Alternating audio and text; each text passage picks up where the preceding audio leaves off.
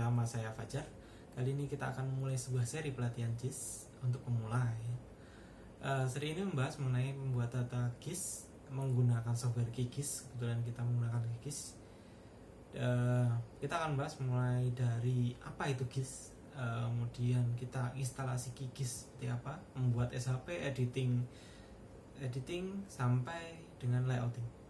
Nah, pada video kali ini kita hanya membahas mengenai materi dan konsep mengenai GIS.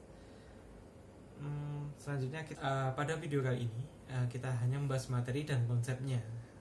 Mulai video selanjutnya baru kita akan melakukan praktekan. Oke, pertama kita perlu mengetahui dulu apa itu GIS atau SIG ya.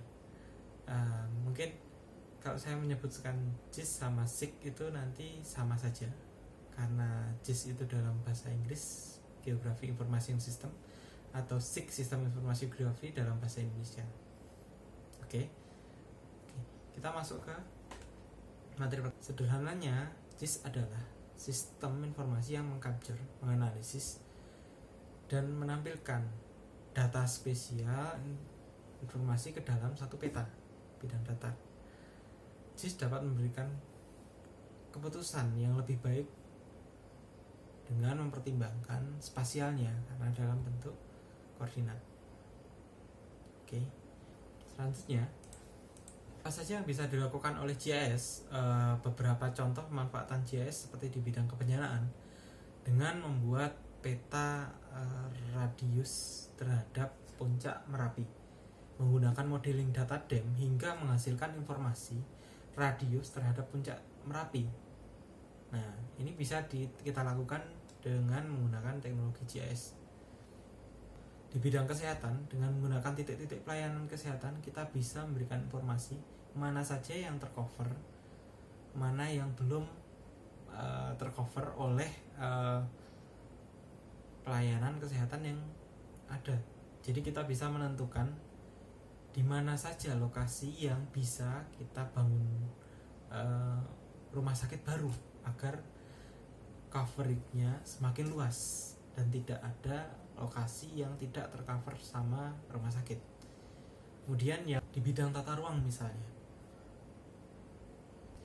di bidang tata ruang, informasi pola ruang dan peraturan zonasi itu kita bisa sampaikan dalam bentuk aplikasi, dan sehingga masyarakat bisa mengakses dan mengetahui lokasi mereka itu sebenarnya pola ruangnya apa dan peraturan zonasinya seperti apa. Nah, yang terakhir ini adalah pemanfaatan GIS yang sering banget kita lakukan, yaitu kita menggunakan Google Maps. Jadi salah satu fasilitas GIS itu, analisis GIS itu ada namanya network analysis. Nah, saat kita menentukan lokasi di mana kita mau pergi dan track mana yang paling cepat, itu adalah salah satu metode network analysis, salah satu metode di dalam GIS. Nah, untuk melakukan pengolahan misalnya kebencanaan, tata ruang, kesehatan, kita perlu namanya data dasar dan data spasial yang lainnya yang kita ingin buat. Nah, maka dari itu kita perlu mengenal namanya data GIS. Apa saja sih jenisnya data GIS itu? Data GIS berdasarkan bentuknya kita bisa bagi menjadi dua. Pertama adalah dalam bentuk tabular, yang kedua adalah bentuk spasial. Oke, dari data spasial ini kita bagi menjadi dua lagi. Yang pertama adalah raster. Raster itu dalam bentuk citra. Mungkin kawan-kawan sudah pernah lihat citra Google. Nah, itu adalah data raster. Sedangkan jalan, kemudian blok rumah dan macam-macam itu adalah data vektor. Kemudian untuk data vektor kita dibagi menjadi tiga jenis.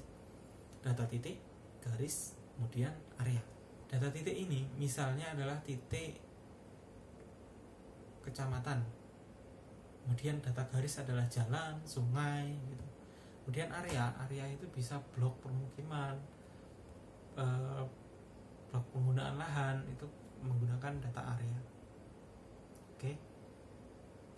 Nah, untuk mengolah semua data ini kita perlu menggunakan software yang berbasis spasial, karena JS ini basisnya adalah spasial. Nah, kali ini kita akan menggunakan namanya QGIS. Kita kali ini menggunakan software QGIS. Nah, kenapa menggunakan QGIS? Karena ada beberapa alasan yang menjadi pertimbangan saya. Pertama adalah ini open source. Yang kedua, alasannya adalah karena software ini ringan, tidak memerlukan resource komputer yang tinggi. Kemudian yang ketiga, QGIS ini support dengan banyak format data. Misal kita menggunakan ArcGIS, kita tidak bisa dengan mudah membuka KML misal, atau menggunakan GeoJSON. Nah, di dalam QGIS ini kita bisa dengan mudah membuka format-format data yang lain. Yang keempat, didukung oleh komunitas QGIS yang sangat banyak, sehingga ketika teman-teman sekalian mendapatkan masalah mengenai bug mungkin, itu akan sangat mudah sekali mencari di forumnya.